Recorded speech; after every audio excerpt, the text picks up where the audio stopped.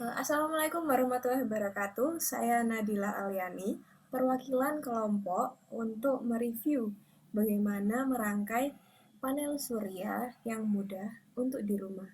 Sebelum saya mereview bagaimana cara merangkai panel surya ini, ada beberapa pertanyaan yang muncul di benak saya tentang apa sih panel surya itu dan kenapa di Indonesia sendiri masih belum ada.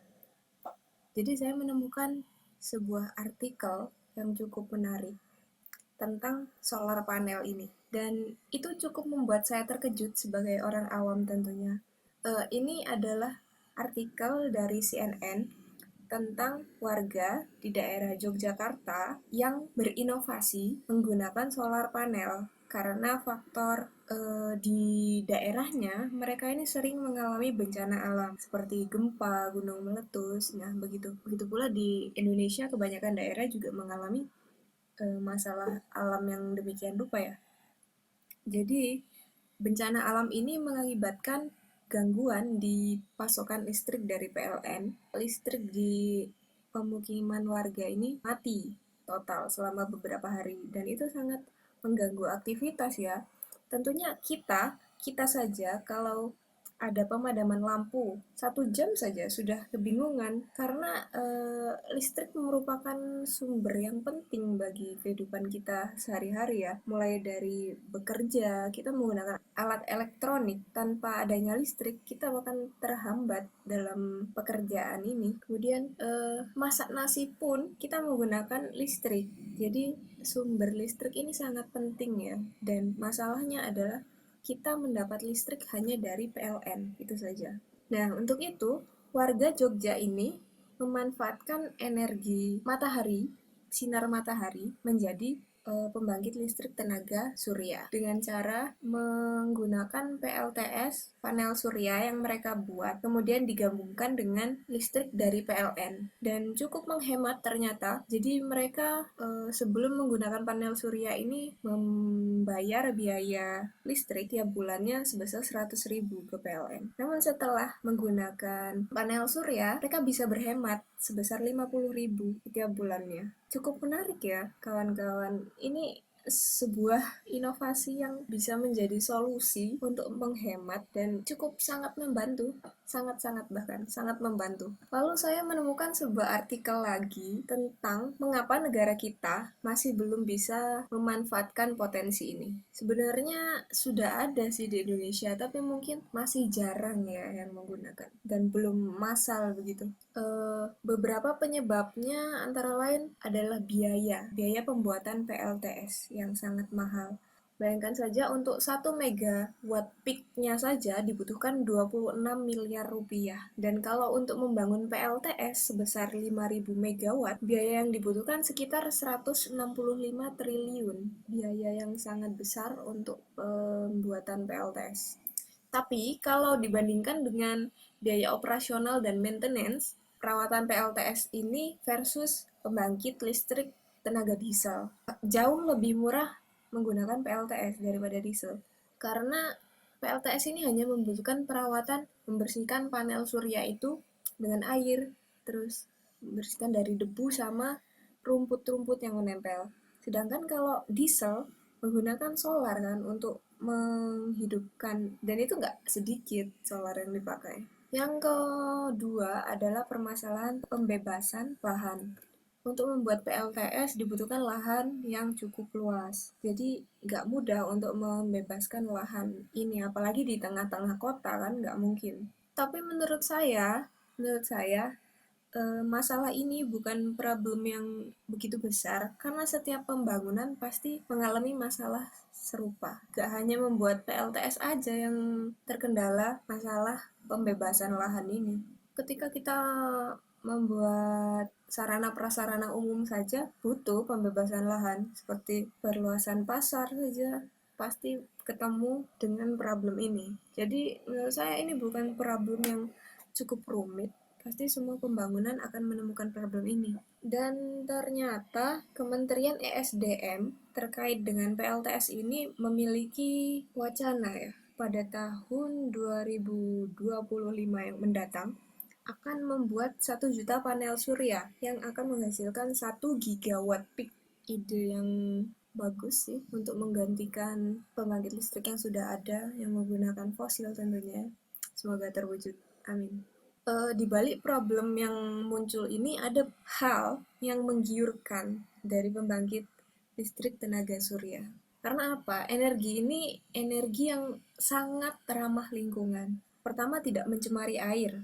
Yang kedua, tidak menghasilkan gas rumah kaca. Dan bayangkan, dari 5.000 megawatt yang dihasilkan PLTS setara dengan kita menanam 18.124 pohon, menghemat 1,5 juta solar, dan mencegah emisi karbon dioksida sebanyak 3,6 juta ton. Wow, gimana nggak tergiur coba? Sudah ramah lingkungan, benefitnya demikian. Jadi biaya pembangunan dan perluasan lahan tadi sebenarnya sebanding dengan benefit yang didapatkan. Justru lebih gitu daripada pembangkit listrik yang sudah ada sekarang. Karena menggunakan fosil kan itu merupakan energi yang tidak dapat diperbarukan kan. Tapi ternyata di Indonesia sudah memiliki PLTS, tepatnya ada di Kupang dan sudah ada sejak 2015. Tapi kapasitasnya masih 5 megawatt dengan lahan seluas 7,5 hektar. Mungkin hanya bisa memasok listrik di sekitar saja ya, atau bisa dikembangkan lebih besar lagi agar bisa memberi manfaat yang lebih luas begitu ya. Nah, untuk itu gimana kalau kita mempelajari cara membuat rangkaian panel surya untuk di rumah kita? Menarik kan? Oke, kita langsung saja.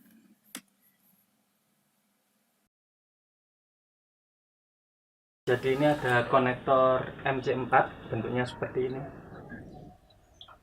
Nah, ini kita hubungkan yang plus ke yang plus, kemudian yang minus ke yang minus. Jadi dari solar panel ini akan langsung bisa kita pasangkan di sini di SCC. Tapi yang pertama adalah sebelum memasang ke SCC, kita harus menggunakan baterai atau aki dulu yang masuk ke SCC. Karena kalau dari solar panel langsung ke SCC, maka kemungkinan ini bisa rusak. Jadi dari baterai dulu ke SCC, baru kita masukkan kabel solar panel. Pastikan ini kencang ya. Ini yang untuk ke baterai. Langsung kita koneksikan yang min dulu. Seperti ini, baru yang plus.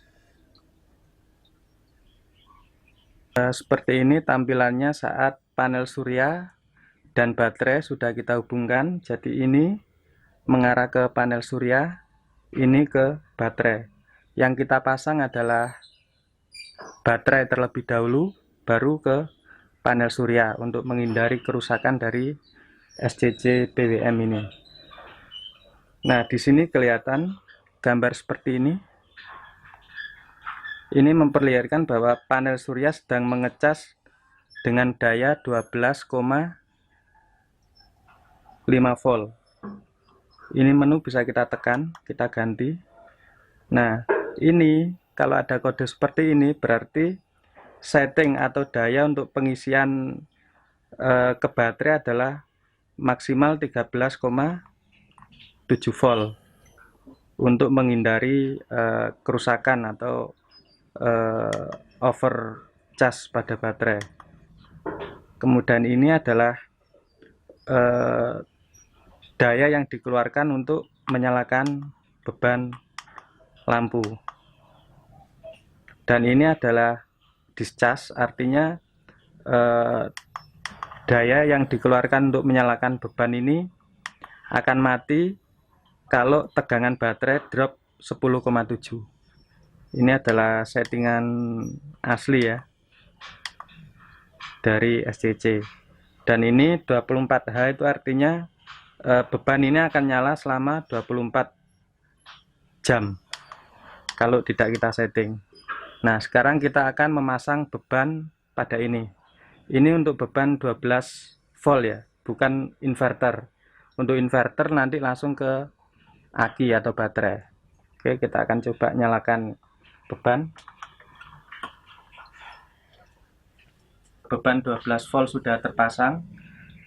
Nah, ini kalau kita tekan begini dia akan menyala. Tadi kalau misalnya settingannya 24 jam, memang dia otomatis kalau ditekan dia akan menyala. Ini juga bisa kita setting, misalnya kalau lampu ini akan menyala di malam hari aja juga bisa. Kita setting ketika matahari tenggelam dia baru menyala selama 1 sampai berapa jam, terserah settingan yang kita atur nanti. Nah, untuk settingan itu akan saya share pada video berikutnya setelah saya membuat rangkaian yang lebih rapi biar lebih mudah dipahami. Akan load ini. Jadi sistemnya seperti itu, dari panel surya SCC ini mengolah sistemnya, mengecas baterai. Baterai ini juga bisa disetting untuk menyalakan lampu ini dengan berbagai macam settingan. Nah, bagaimana kalau kita ingin menyalakan lampu dengan arus AC atau menyalakan TV atau menyalakan blender segala macam, kita memerlukan namanya inverter.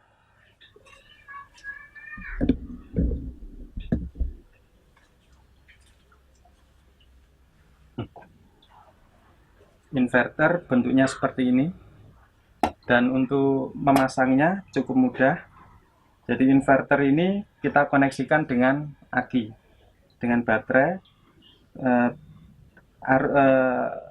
Arus atau input dari baterai ini akan diubah dari tegangan DC ke tegangan AC untuk menyalakan lampu atau menyalakan peralatan rumah tangga. Caranya cukup mudah. Kita pasang dulu konektornya. Oke, kita akan coba menghubungkan inverter ini, dan kita akan coba untuk menyalakan lampu lighting ini. Jadi lampu lighting, ini kabelnya, akan kita nyalakan dengan inverter dari menggunakan tenaga aki ini. Jadi sistemnya seperti tadi ya, panel surya masuk ke sini, ini mengolah untuk mengecas ini bisa kita gunakan untuk menyalakan beban DC, dan kalau untuk menyalakan beban AC maka kita harus menggunakan inverter. Pemasangannya seperti tadi, inverter kita koneksikan dulu main dengan main, ini kita matikan, kemudian kita koneksikan yang positif dulu seperti ini. Jadi ini bisa sistem paralel ya istilahnya. Kemudian paralel dengan ini, kemudian ini kita nyalakan, kita koneksikan seperti ini. Kemudian inverter kita colokkan ke daya, ke outputnya untuk menyalakan lampu. Nah, ini kita nyalakan inverter. Nah, dia akan berbunyi kipasnya. Lampu ini kita nyalakan dengan inverter. Nah, dia menyala. Jadi inverter ini akan menguras daya dari baterai ini, tapi baterai ini mendapatkan suplai cas juga dari panel surya sehingga lebih aman. Jadi dia saling mengisi.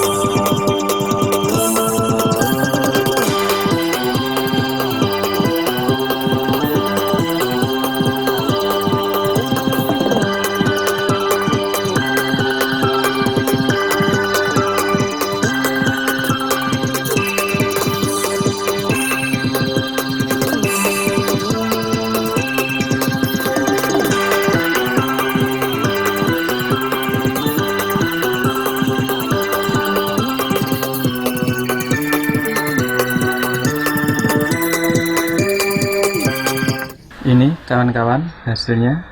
Rangkaian PLTS yang sistem wiringnya paling sederhana. Jadi nanti dari PLTS ini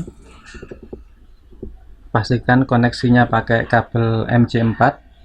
Dari PLTS nanti akan kita masukkan ke sini.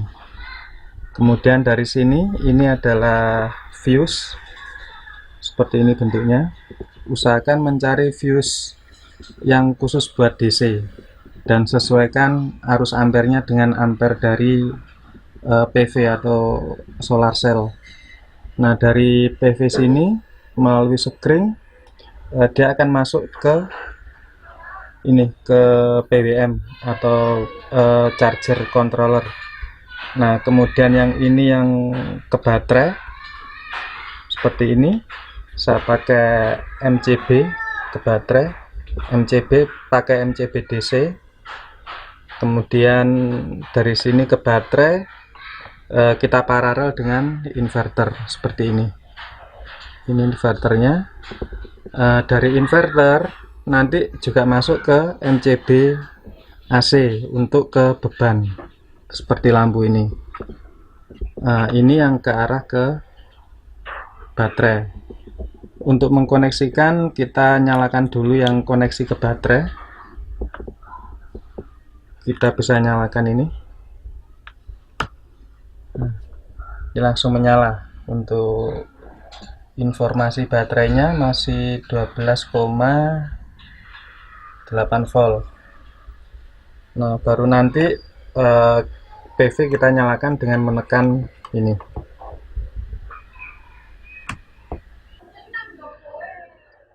Nah, dari sini kemudian masuk ke inverter. Inverter akan kita gunakan untuk beban-beban lampu atau beban rumah tangga. Inverter bisa kita nyalakan seperti ini. Dan ini kita nyalakan. Nah, dia akan menyala.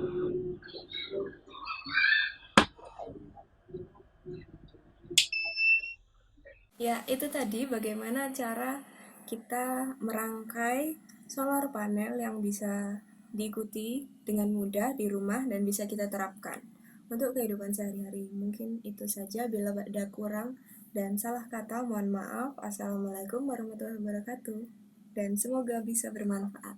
Amin.